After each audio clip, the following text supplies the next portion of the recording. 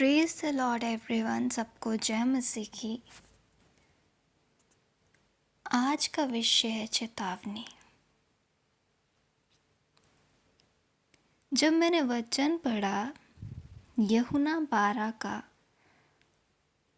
27 से 36 अध्याय तक, तो यहाँ पर बात की गई क्रूस की मृत्यु का संकेत। खुदावन ने जो मुझसे बात करी वो ये थी, जो प्रभु ने मुझे इस वचन के द्वारा मेरे जीवन के लिए भी चेतावनी दी और वरन मेरे जैसे भाई बहनों के लिए भी। प्रभु ने मुझे सिखाया इस वचन के द्वारा। प्रभु यीशु मुझे कह रहे हैं कि मैंने तो क्रूस पर जान दी थी, मेरे लिए तो आकाशवाणी हुई थी जो लोगों ने सुनी नहीं। पर देख, आज मैं इस वचन से तुझको सचेत करता हूँ। जब मैंने देखा यूहन्ना 12 का 35 अध्याय में यहाँ पर लिखा था, यीशु ने उनसे कहा, ज्योति अब थोड़ी देर तक तुम्हारे बीच में है। प्रभु ने यहाँ पर मेरे को ये सिखाया कि देख एग्नेस, मेरा आना निकट है। आज ज्योति जो है तेरे पास है, तब तक ज्योति यानी पवित्र आत्मा में चलती चल, अंधकार से अलग रहे। कहीं ऐसा ना हो अंधकार तुझे घेर ले, कहीं ऐसा ना हो ज्योति तुझसे अलग हो जाए। ये सेम चीज़ मेरे भाइयों और बहनों खुदा आपसे भी कह रहा है कि कहीं ऐसा ना हो जो ज्योति, जो पवित्र आत्मा, जो परमेश्वर का प्रेम आज हमारे साथ है, कहीं हम अंधकार में, संसारिक रीति में चलते चलते उस ज्योति को ना खो दें। तब विश्वास कर, कहीं ऐसा ना हो वो तुझे अंत में ये बोले, मैं तुझे नहीं जानता। मेरे भाई और बहनों, यहाँ पर भी लिखा है, जब तक ज्योति तुम्हारे साथ है तब तक चले चलो। ऐसा ना हो कि अंधकार तुम्हें आ घेरे और जो अंधकार में चलता है वह नहीं जानता कि किधर को जाता है। जब तक ज्योति तुम्हारे साथ है, ज्योति पर विश्वास करो ताकि तुम ज्योति की संतान बनो। उदाहरण के तौर पे मैंने जब प्रभु से सीखा, प्रभु ने मुझे बताया, मेरे क्रूस पर मृत्यु होने से पहले मैं भी व्याकुल था।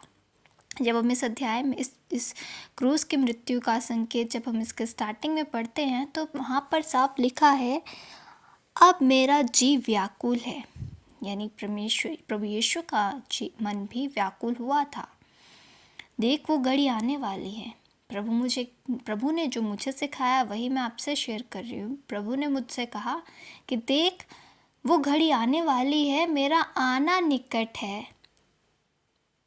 मेरी और फिर अपनी परेशानी में मुझे स्मरण रख, ना कि कुड़कुड़ा। जैसे पुराने नियम में इज़राइली कुड़कुड़ा रहे थे और तूने देखा कि कैसे मेरा क्रोध उन पर भड़का था, कहीं ऐसा ना हो तुझ पर भी भड़के। उनकी मदद के लिए तो मूसा था। जब मैं आऊँगा तब कोई नहीं होगा। मेरे भाइयों और बहनों, आज शायद हम संसारिक रीति में बहुत अद्भुत मज़े ले रहे हैं, आनंद कर रहे हैं, लेकिन प्रभु कहते हैं कि मेरा आना निकट है। अपनी परिस्थिति में कुड़कुड़ा मत, अपनी परिस्थिति में इधर उधर मत जा। पवित्र आत्मा भी हमारे साथ तभी रहेगा जब हम उसकी बाट जोएंगे, जब हम उसकी आज्ञाओं को मानेंगे, अपनी परिस्थिति में कुड़कुड़ाएंगे नहीं। यहोशापात की तरह और भी बहुत से उदाहरण हैं, आप सभी जानते हैं, आप सबने अध्ययन भी किया है। प्रभु कहते हैं, मुझ पर भरोसा रख, मेरी बाट जोती रहे, हर काम में मुझको स्मरण कर। 10 कुंवारियों की तरह उनमें से 5 कुंवारी की तरह मत रह जाना। देख, मुझे तेरा ध्यान है, इसलिए मैंने तुझे आज फिर से ये चेतावनी इस वचन के द्वारा दी है। हम सब जानते हैं कि पवित्र आत्मा एक वो आत्मा है जो हमें उसके करीब खींचता है, और जितना ज़्यादा हम अपनी कुप्पियों में तेल भरे रहेंगे, उतना ही हम पवित्रताई से जीवन जिएंगे। तेल बंद दरवाज़ों में मिलता है, तेल को पकड़ना सीखे। दाऊद कैसे कहता है ना, दाऊद एक राजा था, मगर फिर भी वह अपनी प्रार्थना में एक चीज़ कहता था, और उसने जो भजन लिखे हैं उसमें भी वह ये कहता था कि यीशु मेरा चरवाहा, यहोवा मेरा चरवाहा है। और प्रभु भी मुझे ये सिखाया कि मैं तेरा चरवाहा हूँ, तू मेरी भेड़ है, मेरी आवाज़ को सुन, मुझको स्मरण कर। आज ये क्वेश्चन खुदा ने मेरे लिए भी छोड़ा कि क्या मैं अपने चरवाहे की आवाज़ सुन पा रही हूँ? क्या आप अपने चरवाहे की आवाज़ सुन पा रहे हैं? या फिर अपनी परिस्थिति देख के, हालात देख के पीछे हो रहे हैं? जैसे दाऊद कहता था, तू मेरे सिर पर तेल मला है। प्रभु ने हमसे इतना प्यार किया, उसने हमारे लिए हमारे सर के ऊपर तेल मला,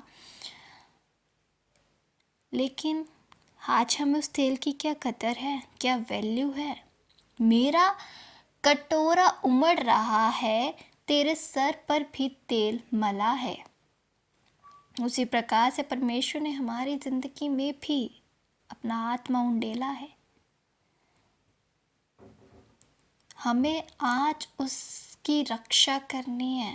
हमें परमेश्वर, जिस प्रकार से आप सभी ने भजन संहिता 23 पढ़ा है, और ये ऐसा भजन है जो हर एक मसीही भाई बहन अच्छे से जानता है।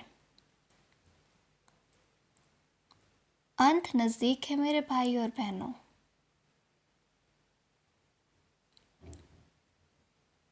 मेरे भाई और बहनों, वो उसकी करुणा, उसकी भलाई हमारे जीवन में सदा बनी रहेगी। कैसे?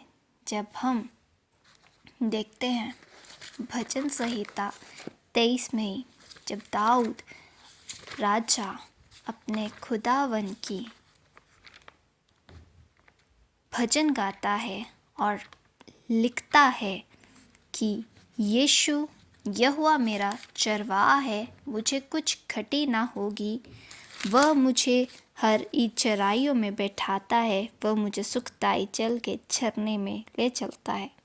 इसके भजन संहिता 23 के 6 अध्याय में एक वर्स लिखा है, निश्चय भलाई और करुणा मेरे जीवन भर मेरे साथ साथ बनी रहेगी, मैं यहोवा के धाम में सर्वदा वास करूँगा। क्या आज हम उसके धाम में सर्वदा वास कर रहे हैं? क्या आज हम उसकी बाट जो रहे हैं? अंत नज़दीक है,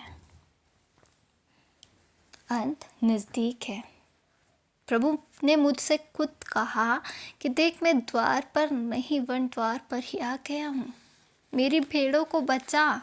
क्या आज हम सिर्फ अपने लिए ही वचन पढ़ रहे हैं, या फिर हम दूसरों आपको, जो परमेश्वर ने अपने, हम आज क्या सिर्फ एक बिलीवर बन के, विश्वासी बन के जी रहे हैं, या उसके चेले बन के जी रहे हैं? क्या उसके कहे हुए बातों पर चल रहे हैं, या अपने ही जीवन को बचा रहे हैं?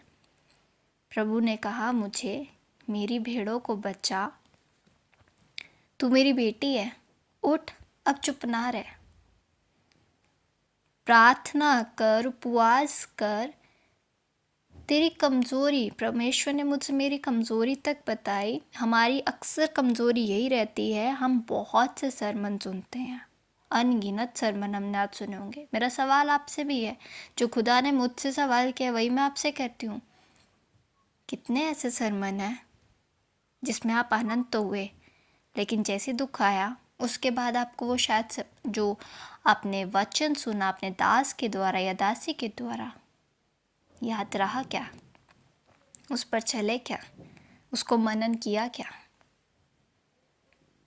या फिर आज भी उसी परिस्थिति में बैठे हैं?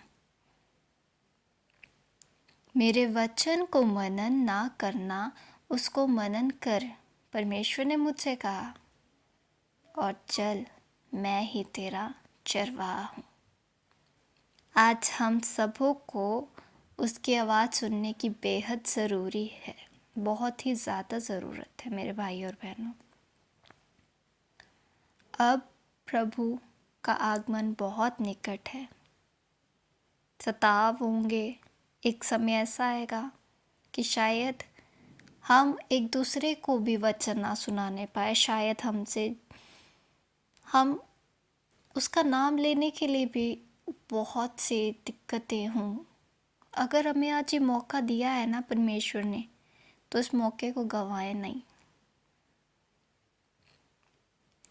और सबसे उत्तम बात, उसकी ज्योति जो हमारे जीवनों में जल रही है, मैं कहती हूँ, जागो और जगाओ, ज्योति सब में फैलाओ।